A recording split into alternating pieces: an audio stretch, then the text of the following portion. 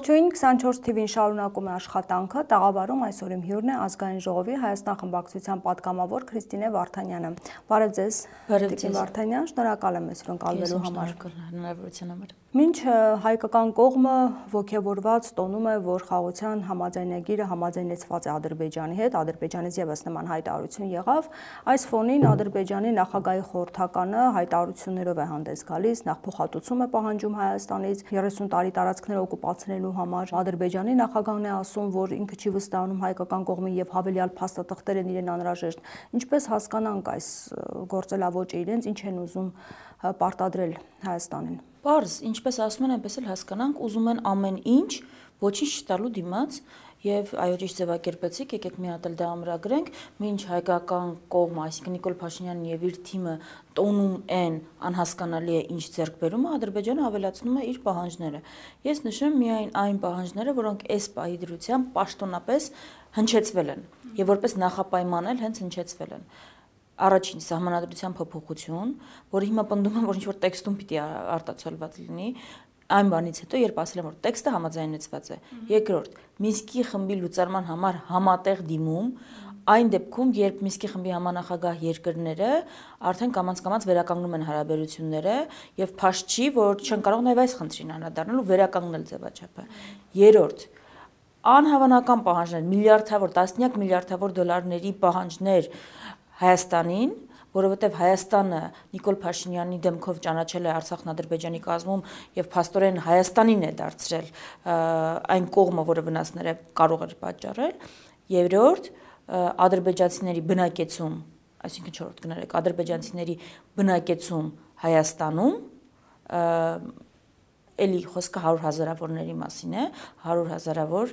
ադրբեջանցիներ, ովքեր պիտի բնակվեն Հայաստանում եւ դրանով Ադրբեջանը Հայաստանի ներքին գործերի միջամտության անսահմանափակ գործիքակազմ է ստանալու եւ 5-րդ Հայաստանի Հանրապետության կոնկրետ անուն ազգանուն ունեցող անձանց, որոնք տասնյակներ են, եթե ոչ հարյուրավոր, մի քանիսի անուն ազգանուններ հնչեցնում են, բայց եթե կարծում են, որ այդ ցանկը սահմանափակվում է Սերժ Սարգսյան, Ռոբերտ Քոչարյան, Սերյան Օհանյան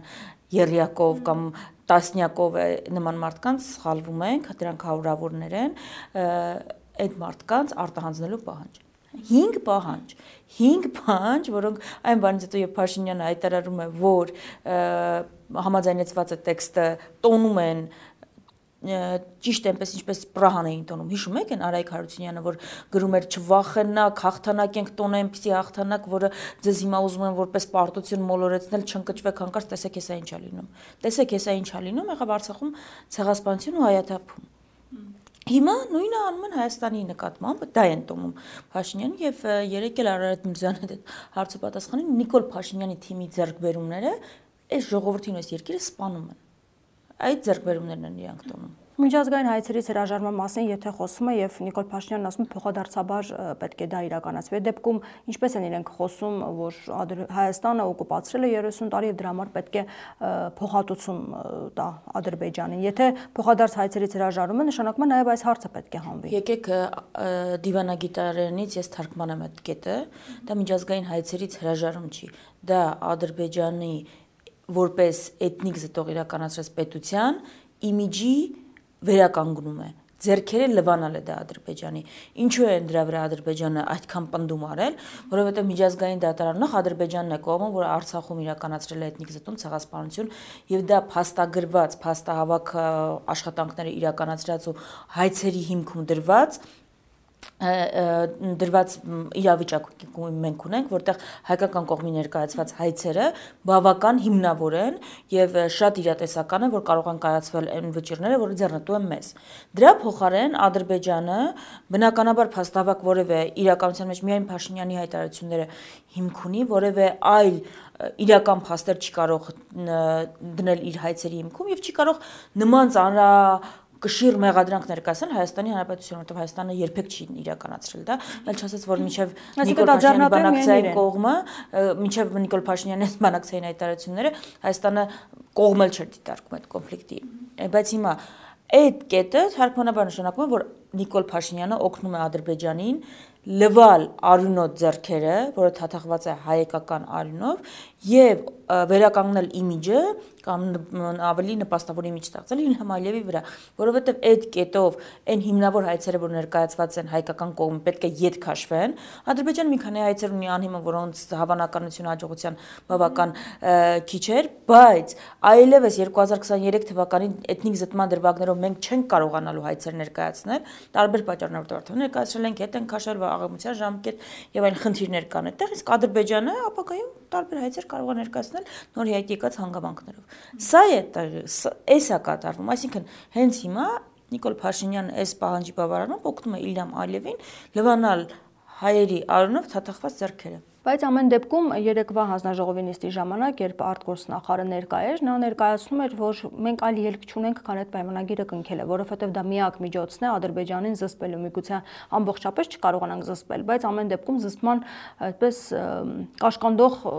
միջոց է լինելու այս խաղաղության պայմանագիրը։ Այլ ելքը պատերազմն է, ըստ էության նա դա էր ասում։ Այսինքն դա նշանակում է, որ մենք բանակցություններից հրաժարվում ենք եւ որևէ գործընթաց Ադրբեջանի հետ չի ծավալվում։ Թեև միաժամանակ նաև համանազատման գործընթացն է գնում, ճանապարհների ապաշրջափակման գործընթացը։ Նախ ես պիտի հստակ ասեմ, որ որևէ մեկը հանդես չի գալի Ադրբեջանի հետ բանակցությունները դադարեցնելու, Ադրբեջանի պատերազմ հայտարարելու դիրքերից։ Հայաստանում չկա նման քաղաքական ուժ, չկա նման արկածախնդիր քաղաքական։ Դե ասում եմ, թե խաղաղության պայմանագիր չեն կնքում, դա պատճառը որ իրենք կապիտուլյացիայի եւ չբանակցելու միջև այնտեղ արանքում կա արդյունավետ բանակցողներ։ Արդյունավետ բանակցություններ, որտեղ արտացոլված է երկու կողմերի շահը։ Մենք դա ենք ասում։ Այսինքն շատ པարզ բան ենք ասում, որ Հայաստանի Հանրապետությունը կարող է ունենալ Արարատ Միրզոյանից լավ բանակցող, տեսնում եք այդ մարդու վիճակը, ընդդիմադիրների հարցերին պատասխանելիս։ Այսինքն դուք պատկերացնում եք Արարատ Միրզոյանը ո՞նց է գնում բանակցում։ Երեք Արարատ Միրզոյանը հայտարարում էր, որ նախորդ իշխանությունները Ստամբուլում ճանաչել են տարածքային ամբողջականությունը։ Ընդդիմադիր պատգամավորը բերում է, թուղթը ցույց է տալիս, ասում է որտեղ է ստեղ ճանաչվել Արցախ-Ադրբեջանի կազմ, ցույց տուր։ Փաստաթղթում նման կետ չկա, ավելի կա Արցախի ինքնորոշման իրավունքի պաշտպանության մասին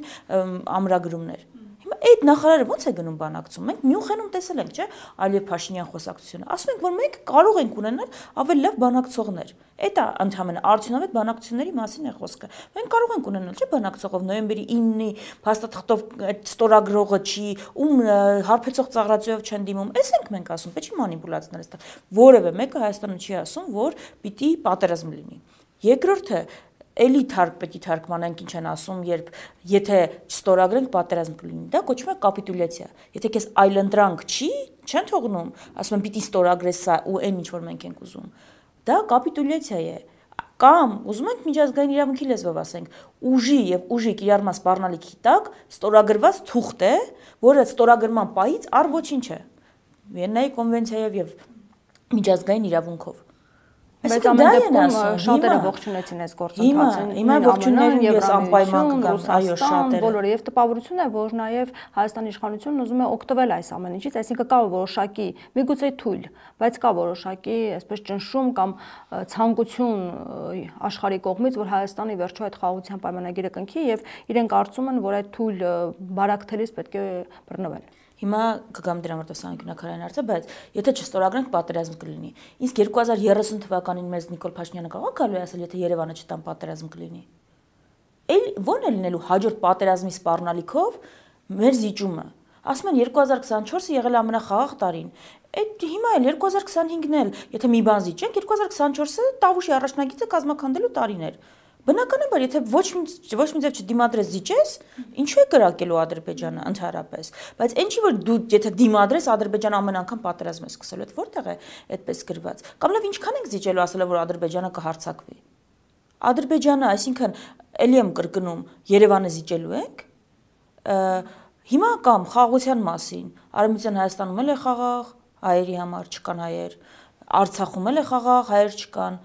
Այսինքն խաղաղը նաև գերեզմանում, այս խաղաղությունն ենք ուզում։ Եթե Նիկոլ Փաշինյանը ուզում է հարցը լուծի նենց, որ Հայաստանում հայ չապրի, իսկ ինքը այդ ճանապարհով է գնում, հա դա էլ է հարցի լուծում։ Մենք ասում ենք այդ լուծումը պիտի բացառենք։ Մենք չենք ուզում այնպիսի լուծում, որ այս պայդրությամբ ունենք Արցախում։ Դա արդյոք հիմա որ եթե մեզ ասում են, որ այ դուք այդպիսի լուծում չեք ուզում, դա համար Ադրբեջանը պիտի հարձակվի, այսինքն փաստացի Ադրբեջանը ցանկացած դեպքում կարող է հարձակվել։ Դրան դիմանալու ձևը երբևէ որևէ պատմության մեջ կա դրվագ, որ կարող եք ինձ ցույց տալ, հիմա ասել, որ ագրեսորին հնարավոր է եղել զսպել, իր պահանջները բավարարելով։ Նիկոլ Փաշինյանը մեզ ցույց է տվել, որ Ադրբեջանի պահանջները բավարարելը բերում է մենակ նրան, որ պահանջները ավելանում են։ Մեզ երբևէ ասել էին արտահանձնեք Հայաստանի Հանրապետության քաղաքացիներին, մինչև այս պահը։ Մինսկի խումբը համատեղ եկեք դիմենք լուծարենք։ Չես բանակցությունների ընթացքում էր 5 տարի առաջ, երբ որ ինքը սկսում էր անգամ նոյեմբերի 9-ին փաստաթղթի ստորագրելուց հետո այս պահանջները չկային։ Դրանք վերաբերում էին մենակ Արցախին։ Հիմա արդեն Հայաստանի ուղիղ ներքին գործերի միջամտության կետն համաձայնեցրել, որ Հայաստանում պիտի խաղաղության օրակարգի դեմ պայքարողների դեմ պայքարեն։ Նման կես կա համաձայնեցված։ Փաշինյանը հաստատեց, չէ՞։ Ես հարցրել եմ դրա մասին։ Դա ազգային ժողովում չհաստատեց, բայց այն բանից հետո երբ որ ամբողջ տեքստը հաստատեց, Փաշինյանը ուղիղ լրագրողների հարցերին ձեր հարցերին պատասխան, ասաց, որ այո, կողմերը հաստատել են, որ պիտի ներպետական ակտորները, դերակատարները հետևեն, որպեսզի գործեն խաղաղության օրակարգին համահունչ եւ դրա դեմ չգործեն։ Ռևանշիզմի դեմ պայքարի այդ կետնա չակերտավոր ռևանշիզմի, բայց ես ուզում եմ անպայման երկրների ողջունելու են գալ։ Ես այսպեսի բան ասեմ, եթե այսօր Փաշինյանն եւ Այլևը հայտարարեն, որ պայմանավորվել են Երևանը հանձնելու շուրջ, դա բոլորը ողջունելու են։ Այն պահին, երբ որ կողմերը հայտարարում են, որ կա ձեռք է բերվել պայմանավորվածություն, որևէ մեկին չի հետաքրքրում այդ պայմանավորվածությունը ում հաշվին է։ 1938 թվականին, խաղաղություն չէ, 1938 թվականին Չեխոսլովակիայի մասնատումը եւ փաստացի ֆաշիստական Գերմանիայի, այսինքն ֆաշիստական ուժերի պահանջների կատարումը, էլի բոլորը ողջունել են ու բան է եղել դա, նորմալ է եղել, բայց դա օգնել է միայն, որպեսզի ֆաշիստական ուժերը Եվրոպայում ավելի ուժեղանան ու հաստատ չի կանխել ֆաշիզմի առաջխաղացումը։ Քիվեստում, երբ որ պայմանավորվածություն էր ձեռք բերել, որը կարող էր ստորագրվել Քիվեստում, այսինքն պայմանավորվածություններ, երբ որ ձեռք բերել միայն պայմանավորվածությունները ու դրանք լրիվ հայկական կողմին էին շահեկան։ Էլի բոլորը ողջունում էին։ Այսինքն երբ որ երկու կոնֆլիկտի կողմերը պայմանավորվում են, երրորդ կողմերին շատ քիչ է հետաքրքրում այդ պայմանավորվածությունները ում հաշվին են։ Եթե ֆիքսում են, որ կա պայմանավորվածություն, ասում ավելին բոլորը հնարավորինս շուտ են ողջունել, որ առաջինն է ողջունել լինեն, որ տպավորություն ստեղծեն, որ իրենց միջոցով այդ պայմանավորվածությունը ստացել։ Ամբողջ աշխարհը կարող է ողջունել, բայց եթե դա մեզ ձեռնտու չի, եթե դրա հաշվի մենք գերեզման ենք ունենալու, դա պիտի ազդեցություն ունենա, պիտի կանեն վաճառեն, Պրահան քանի երկիր է ողջունել։ Ուր է Շարլ Միշելը։ Քանի երկիր ողջունեց Պրահան, որի հետևանքը եղավ Արցախում հայաթափումը։ Եթե սրա հետևանքը Հայաստանի հետ կապված ոչ մի երաշխիք։ Հա, սրա հետևանքը լինելու է Հայաստանի հայաթափումը։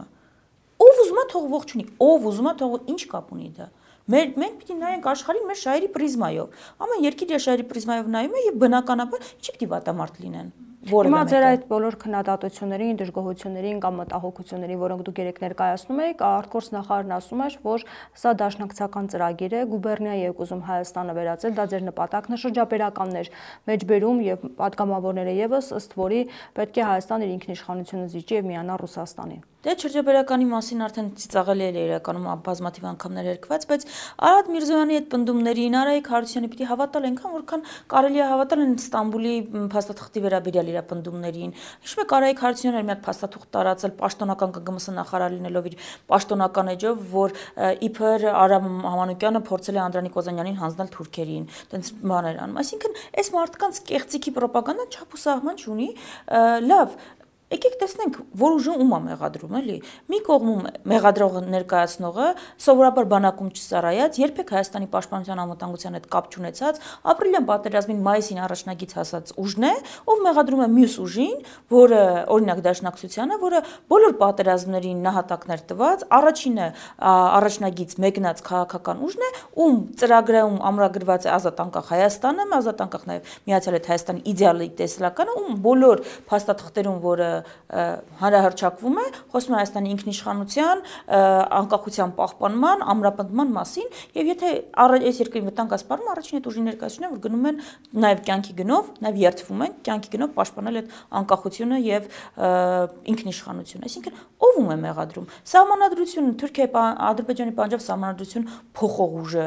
Կարա ինչ-որ մեկին մեղադրի ինքնիշխանություն զիջելու մեջ։ Հասկանալի է Արարատ Միրզոյանի եւ մեղադրանքները եւ հոգեվիճակը հասկանալի, բայց ինչ պիտի աներ Արարատ Միրզոյանը։ 5 տարի բանակցել են, եկել են երկրորդ կապիտուլյացիային, մեկը Արցախի, հիմա Հայաստանի,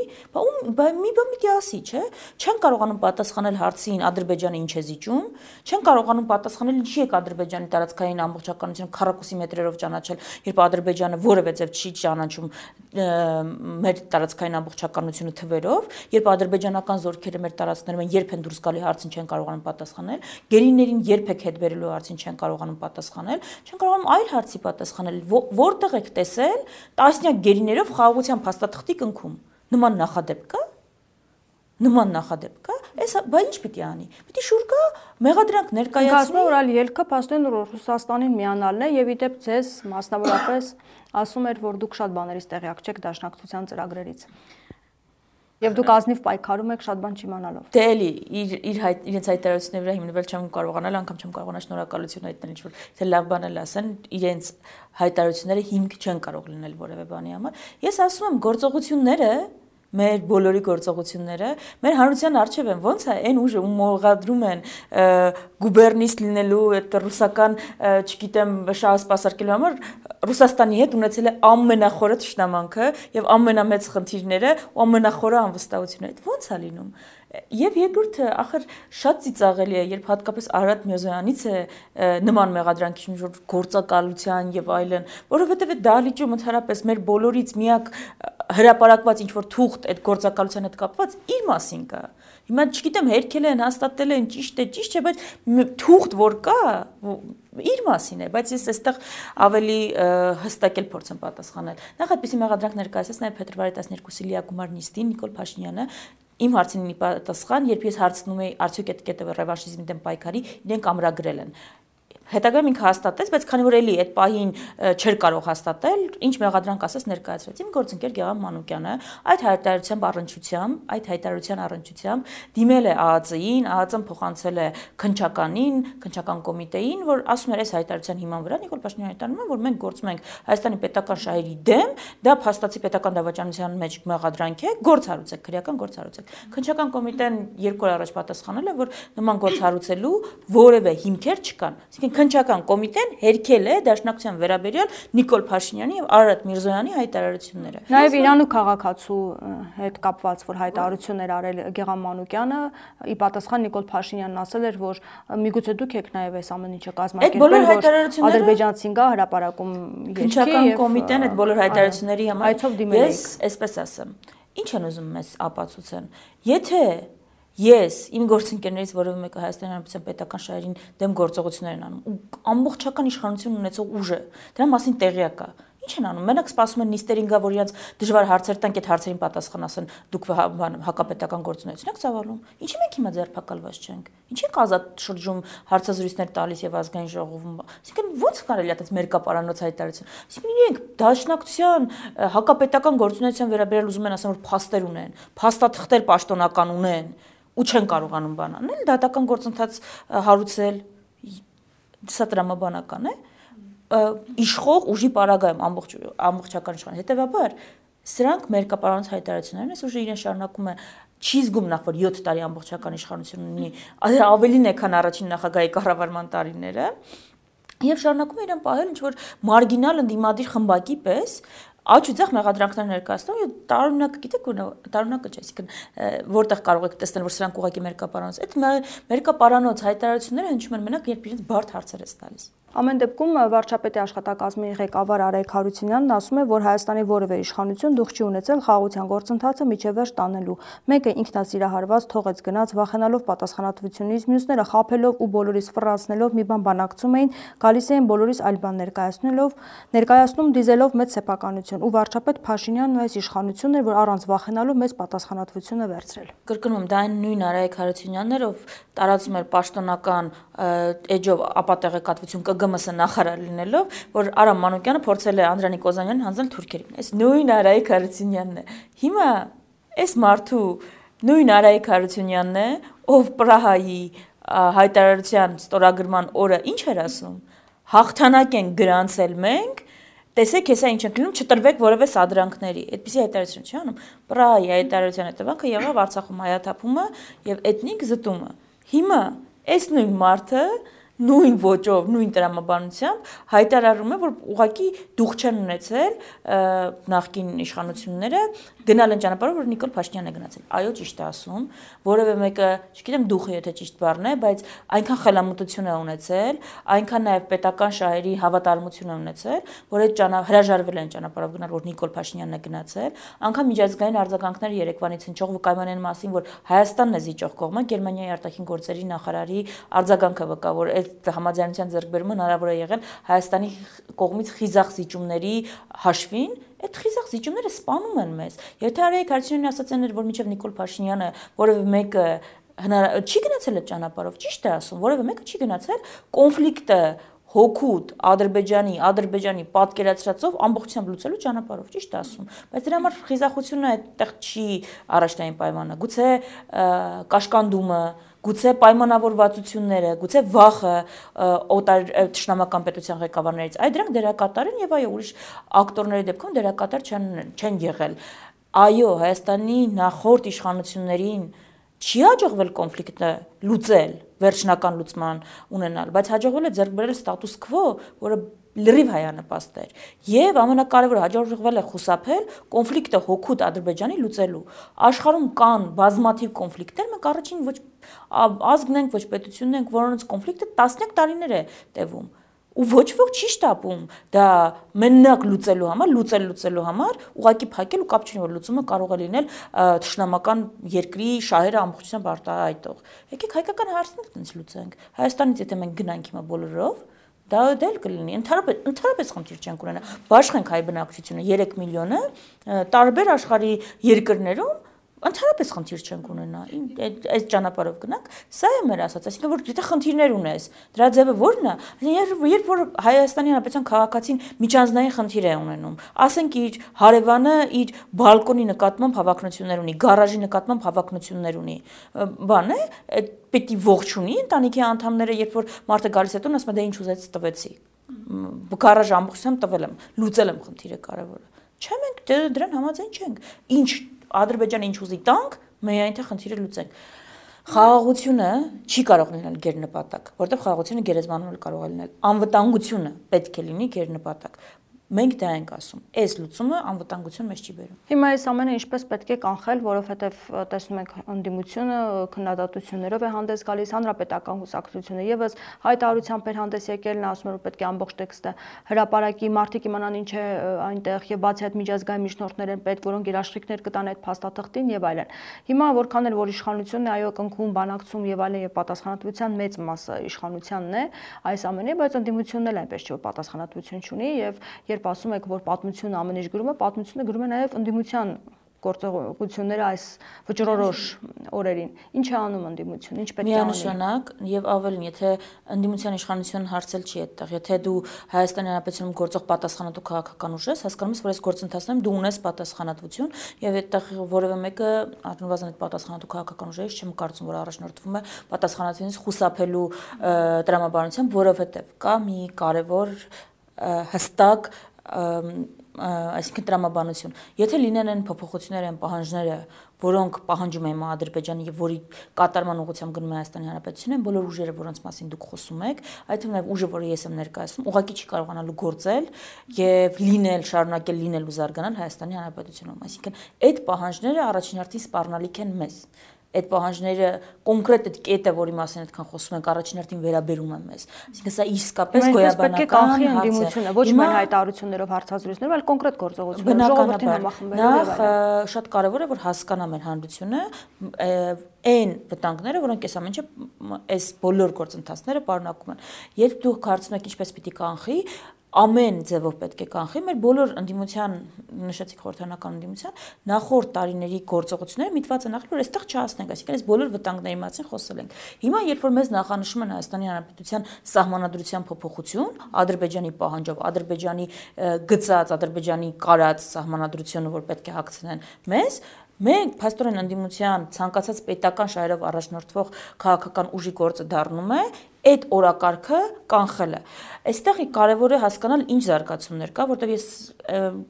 տարբեր կարծիքներ եւ տեսակետներ կան արդյոք Ադրբեջանի վերջը ստորագրելու է փաստաթուղթը թե չէ, դա տարբեր ֆակտորներից է։ Հնարավոր է որ ստորագրվի, չի բացառվում։ Դա տարբեր ֆակտորներից է կապված, բայց Ադրբեջանի հիմիկվա գերնպատակը, գերպահանջը այն է, որ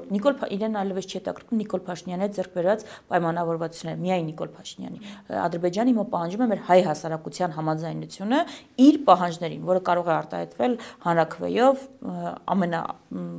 ամենալայն արտահայտման ձևը հանրաքվեն։ Հիմա եթե Ադրբեջանը պահանջում է հանրաքվե, որը պիտի գնա իր ուզած դրույթներին այո ասի, մեր գործը դառնում է այդ հանրաքվեն կանխելը, այնպես անել, որ դա չլինի, դա բոլորս հասկանում ենք, դրա համար պետք է անել այն ինչ որ պահանջում է, որովհետև դա է ջրբաժանը։ Այստեղ դա ասում են մինչև 26-27 թվական կարող է։ Նայեք, տարբեր է այստեղ, չեմ ասում, խոսքը նրա մասին չէ, ձեռքերը ծալած նստել, սպասել 26-ին, 27-ին կամ երբ կնշանակի հանրաքվե։ Ես ուղղակի նախանշում եմ այն կուզեք ճակատամարտ, կուզեք այն պայքարի դաշտը, որտեղ առաջիկայում ընթանալու է պայքարը։ Այդ ճանապարհին Գյումրու ընտրություններից սկսած մինչև այլ քաղաքական գործընթացներ, դրանք կարևոր քայլեր են, որ դրանցից յուրաքանչյուրում ընդդիմությունը առնվազն պատասխանատու քաղաքական ուժերը պետք է անեն ամեն ինչ իշխանության դիրքերը թույլատնելու եւ այս օրակարգի հաղթանակը ցույց տալու համար։ Ընդդիմությունը կարող է համախմբվել, մենք տեսնում ենք պարակտվածություն միմյանց մեղադրել, ով է բերել Փաշինյանին, վեճեր եւ այլն։ Համախմբվի կամ թեկուզ առանձին դուրս գան պայքարելու, առանց որևէ բան կարելի թե տարբեր տեսակետների արտահայտում, տեսնում ենք հրապարակային հարցեր։ Ես կարծում եմ, որ այդ հարցերը եղել են հիմա է հրապարակային, հիմա են հրապարակայինչում։ Ես կարծում եմ, որ երբ մենք խոսում ենք այսպիսի օրակարգերի մասին, միավորման ու պարակտման հարցը չէ։ Որևէ տարաձայնություն չի կարող խանգարել, որպիսի գործեն դերակատարները կամ միասին, կամ իրարից անկախ նույն ուղղությամբ, այսինքն այս օրակարգը Հայաստանի ժողովրդին պարտադրել թույլ չտալու։ Մենք տեսնում ենք օրինակ, որ Գյումրիում տարբեր քաղաքական ուժեր սահմանել են նույն նպատակը եւ իրենց պատկերացրած գործիքակազմով ու իրենց պատկերացրած ձևով գնում են դեպի այդ նպատակը։ Այդտեղ կարող ենք հիմա շեշտը դնել, որ այդտեղ, բայց նույնը չեն քաղաքական ուժերը տարբեր մոտեցումներ ունեն, դա բնական է։ Դա այդտեղ շատ խորանալու հարց էլ կարծում չկա։ Կարևորը որ սահմանվեն են հստակ նպատակները, կարմիր գծերը, մերժվի իշխանության ներկայացուցիչների հետ համագործակցությունը եւ բոլորը իրենց պատկերացրած ձևով գնան այն նույն կետի ուղղությամբ, որը նախանշել են։ Այսինքն, եթե տարբեր քաղաքական ուժեր ունեն տարբեր պատկերացումներ մարտավարության վերաբերյալ, դա չպիտի կաշկանդի այդ քաղաքական ուժին իր պատկերացրած ձևով անել իր գործողությունները։ Անհասկանալի են այն քաղաքական ուժերի մասին է խոսքը, ովքեր քննադատում են այլ ընդդիմադիր ուժերին ինչ որ բան լավ անելու կամ լավ չանելու մեջ եւ իրենք որևէ բան չեն նախաձեռնում։ Բոլորը ազատ են իրենց պատկերացրած ձևով ծավալելու պայքարը։ Ակնհայտ պայքարը չի ծավալվում։ Հիասթափությունը կամ անհաջողությունները, որոնք եղել են, խորը հիասթափության մեջ է գցեն դիմությանը։ Ես համաձայն չեմ, որ պայքարը չի ծավալվում։ Փողոցային պայքար։ 5 տարիների ընթացքում փաստացի ամեն տարի տեսել ենք այդ թվում նաև փողոցային պայքար ամեն տարի։ Դե բայց 1 տարի չկա, հեսա կլինի 1 տարի։ Ամեն տարի տեսել ենք, այդ եմ ասում։ Հիմա, երբ որ մենք 2024-ի հունվարին խոսեինք կամ 2024-ի անգամ փետրվարին, մարտի սկզբերին, ելի նույն գնահատականն ենք ունենալու, որ դե ոչինչ չկա, բայց այդ բոլոր փողոցային պայքարները, որոնք գնալով ընդլայնում են իրենց շրջանակները, դրանք հսկայական կազմակերպական աշխատանքներ են, որոնք չերևացող են սովորաբար։ Երբ որ գալիս է ու մայիսի 9-ի չափ օրինակ հանրությունը հավաքվում հրապարակում, դրան տրամաբանորեն նախորդել է հսկայական կազմակերպական աշխատանք, որի մասին չի խոսվում, նպատակարարել չի։ Ասում է, որ ինքնաբուխ մարդիկ դուրս եկան, բայց հակառակական դիմությունը այնպես Եթե մայիսի 9-ի հավաքը ինքնաբուխ էր, թող հիմա մեկը փորձի 1000 մարդ հավաքի փողոցում առաջիկա, չգիտեմ, 2 շաբաթվա օրերը, տեսնի տենց ինքնաբուխ մթնոլորտը բաց թողնվեց։ Մայիսի հիմա տարբեր բաների մասին ենք խոսում, այն որ մայիսին չէ, բայց Տավուշյան շարժումը չհասավ իր վերջնական նպատակին, դա ճիշտ է, բայց այն որ դա ինքնաբուխ էր եւ այդտեղ կազմակերպական գործ արված չէր, դա սխալ է, որովհետեւ հիմա մթնոլորտը մենք տեսնում ենք, որ պակաս անբարենպաստ չէ իշխանությունների համար, բայց դեռևս այդպիսի մոբիլիզացիա չկա, բայց այդ ուղղությամբ դա չի նշանակում, որ այդ ուղղությամբ աշխատանքները չկան։ Ես որ ավելի հստակել լինի, առաջիկայում քաղաքական ամենակարևոր հանգրվանները դրանք թիմ ընտրություններն են, միայն Գյումրիինը չէ, բայց Գյումրիին է եւ այլ համայնքներն, որտեղ նշանակված է եւ այդտեղ շատ կարեւոր է որպիսի հնարավորինս իշխանության դիրքերը թույլատրվեն, դա շատ կարևոր օղակ է այն հետագա բոլոր գործընթացների համար, որոնք Հայաստանում ծավալվելու է։ Առաջիկա տարին ես չեմ կարծում, որ լինելու է այսպես սահուն, լինելու է առանց պայքարի, դրսևորումների, թե ինչպես եւ կոնկրետ ոնց դա կլինի, դա արդեն ավելի հստակություն է պահանջում, երբ որ նաեւ ավելի հստակ կլինի առնվազն ժամանակացույց, որով գործընթացները ծավալվեն։ Բայց ժամանակն էլ շատ չէ։ Բայց մենք շուտվանի ժամանակ չունենք, այդ ժամանակը շատ, բայց պետք է գործողություն իրականացնել այն ժամանակ, երբ որ կան ամենաշատ հնարավորություններ, այսինքն երբ դու ես պատրաստ, երբ կան ամենաշատ հնարավորություններ հաջողության հասնելու, որտեղ դա պատասխանատու մոտեցնում է։ Ես կրկնում եմ, առաջիկայում հիմա արդեն քաղաքական գործընթացներ Հայաստանում կան։ Դա լոկալ է, դեռևս քարոզարշավի պաշտոնական մեկնարկը չի եղել, բայց Գյումրիի ընտրություններն են, որ շատ կարևոր հանգրման է Հայաստանում առաջիկա իրադարձությունների համար։ Դրա համար այնտեղ կարևոր է, եթե մեզ հիմա լսում են գյումրեցի հայրենակիցները, ընտրությունների մասնակցությունն է չափազանց կարևոր, ցածր մասնակցությունը ի նպաստ է իշխանության եւ ձայնը տալ այն տեխնացուներին, ովքեր հրապարակային հայտարարել են, որ 1 իշխանության հետ ոչ մի պարագայում չեն համագործակցելու, 2 միավորվելու են ամենաշատ ձայն հավաքած ընդդիմադիր տեխնացուի շուրջ, որպեսզի վիճակ չլինի, որ ի վերջո ԿՊ-ն չի կարողանում մեծամասնություն հավաքել, բայց նաև ընդդիմությունը չի կարողանում իշխանություն ձևավորել։ Իսկ առհասարակ ինչ կանխատեսումներ ունեք, ինչ կլինի Գյումրիում, որովհետև բավականին այսպես թեժ պայքար է եւ իշխանությունը եւս ամեն գնով ուզում է, որ մասնավորապես Գյումրիում իրենց տեխնացուն հաղթի։ Այո, լավ որ չէ, որ Նիկոլ Փաշինյանը անձամբ գնում է քարոզարշավի պաշտոնական մեկնարկից առաջ ունենում են ելույթները, որ ունենում է, որը հակազդեցություն է առաջացնում բնական հակազդեցություն, բոլոր սոցիոլոգիական հարցումները, փողոցային հարցումները ցույց են տալիս, որ ընդդիմությունը ունի բոլոր շանսերը թույլ չտալու իշխանությանը մեծամասնություն հավաքելու, ձայների մեծամասնություն ստանալու, այստեղ հույսը, հավատը եւ ինտրիգային է, որ կարողանա արդյոք ընդդիմությունը միավորվել եւ ընտրել, ձևավորել քաղաքային իշխանություն։ Այսինքն այս ուղղությամբ է կարծես թե զարգացումները այս պահին գնում։ Մենք էլ մեր բոլոր ուժերով, նաեւ քանի որ այնտեղ էլ դաշնակցությունը նկատի ունեմ, ունի տարածքային կառույց, այս տրամաբանության մեջ գործում արդեն հայտարարություն տարածել է առանձին տեխնացու չառաջադրելով 3 հիմնական սկզբունքները, որ ես նշեցի, դրանք հանրահարչակելով, որ սատարում է ընդդիմադիր տեխնացուներին, ովքեր հայտարարել են, որ չեն միանալու որևէ պարագայում իշխող ուժին եւ իրենց աջակցությունը տալու են այն ընդդիմադիր տեխնացուին, ով ամենաշատ ձայնն է հավաքել։ Այսինքն Փաշինյանը հույս չունի, որ Սարիկ Մինասյանը կասնի եւ ինքն է գնացել, որպեսզի անձամբ իր դեմքով այդ քարոզարշավը իրականացնի նաեւ ժողովրդին, որովհետեւ նախկինների ներկաների քարոզ էր արվում եւ ոչ թե Գյումրիի ապագայի մասին տեսլական ներկայացում։ Ես չգիտեմ հույս ունի թե չունի, բայց կարող եմ հաստատ պնդել, վստահ, որ լավ ուրիշ չի, որ Փաշինյանը թողել է իր գործերը այս աշխարհակական զարգացումներին եւ գնացել էր անցաչափած Գյումրիում եւ ներկա նախկիների անում իր կառավարման 7-րդ տարում եւ ինչ որ ռենջ առ ռենջ հետ բերելու մասին էր խոսում, երբ որ ուղակի իրենց падավատները, թիկնապահները, եթե պետական բյուջեի վրայից հանենք եւ օպտիմալացնենք ծախսերը, այդ տասնապատիկ ու հարյուրապատիկ այդ ծավալների մասին կլինի, ինչ որ իրենք հայտարարում են, որ հետ են բերել, այսինքն դա լավ ուրիշ չէ, ակնհայտ է դա, թե ինչ հույսեր ունեն, ինչ կանխատեսումներ, ինչ սպասումներ ունեն, ցույց կտա առաջիկան, վստահ պնդում չեմ կարող տղանել, բայց վստահ լավ ուրիշ չէր Փաշինյանի այդ ելույթը Գյումրիում։ Շնորհակալ եմ զրույցի համար։ Զրուցում էի ազգային ժողովի պատգամավոր Քրիստինե Վարդանյանի հետ, շարունակեք մեզ հետևել, կհանդիպենք։